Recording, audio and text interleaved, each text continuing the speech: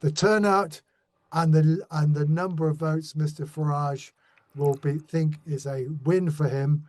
Yes, people like me can say, well, I can think of somebody who managed to do a little bit better, but I suspect he won't be too worried about that. Well, obviously, there's no one better to speak to about the result of the Clacton by-election than the pollster and Professor of Politics at Strathclyde University, Sir John Curtice. He's got an article already up on our website and app analysing the results. So it's obvious what Nigel Farage is saying. He got 62.8% of the vote. He, in fact, won 1,000 more votes than he did at the general election. Is this good news for Nigel Farage?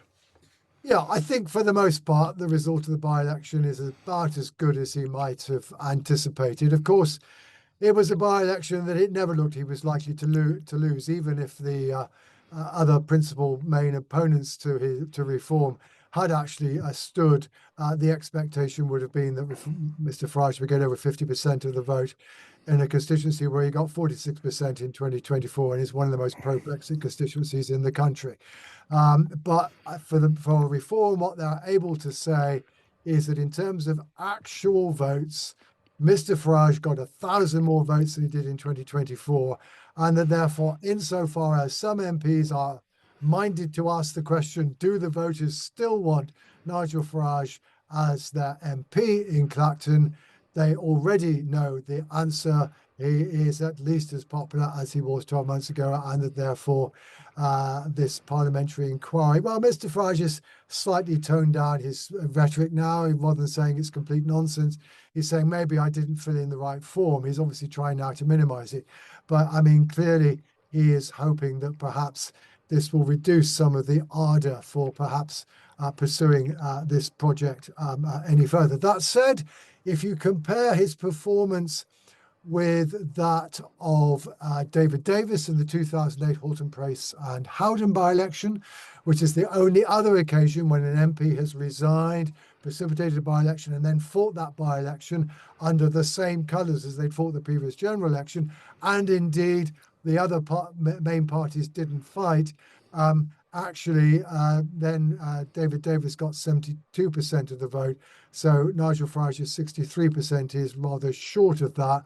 On the other hand, and I think this is the other thing that reform will like from the result, the turnout at 44%, it's 9-10 points up on what happened in Halton Price and Howden. It's not far short, actually, of what happened in the deeply contested by-elections in Runcorn and in Gorton and Denton, and it's certainly above those in the two Scottish by-elections recently. And I think, therefore, he's able to argue that the opponent's claim that this was a stunt and a farce did not at least work in the minds of the voters of Clacton, because the turnout is actually perfectly respectable for a by-election by the standards of many another by-election during the course of the last 20 years or so. So the turnout and the number of votes Mr. Farage think is a win for him.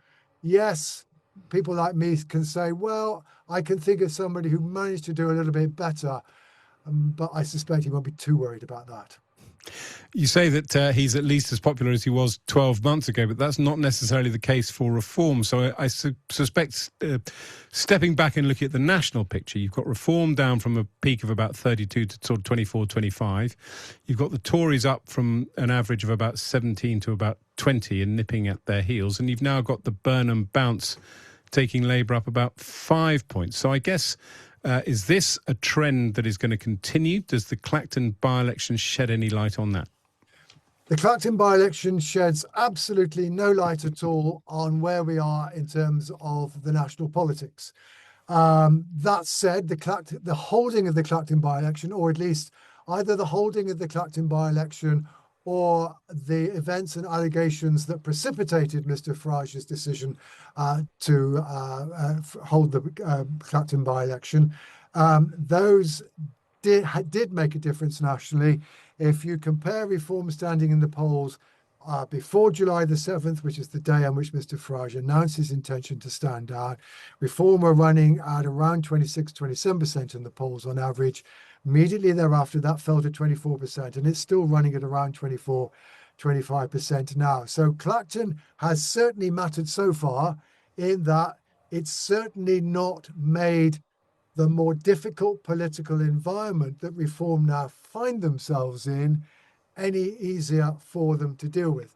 But of course, since all of that, and since its decision to fight the by-election, the Labour Party has changed its leader. It's enjoying a burn and bounce, and that has been sufficient for Labour, at least on average, narrowly to be ahead of Reform. It is only narrowly, but it does mean Reform are no longer in pole position, and the advantage that comes from that politically, at least for the time being. And as you quite rightly point out, whereas once upon a time Reform were well ahead of the Conservatives in the opinion polls, and it looked as though Mr. Farage's fundamental objective, which is to replace the Conservatives as the principal party of the centre-right in Britain, that project was going well. Well, Kemi Badenoch now somewhat more popular, and as Reform support has gone down, not just because of the calling of the Clacton by-election, but more broadly down from the 32% that they reached in September, down now to around the 24-25% mark. It's been the Conservatives inevitably who've particularly profited, because most of the Reform supporters were previous Conservatives. And the Conservatives, yes, at 20%, are now only 4 or 5 points behind. And I think that, therefore, Nigel Farage now finds the electoral territory more contested, and he's also having to worry about Rupert Lowe and Restore Britain.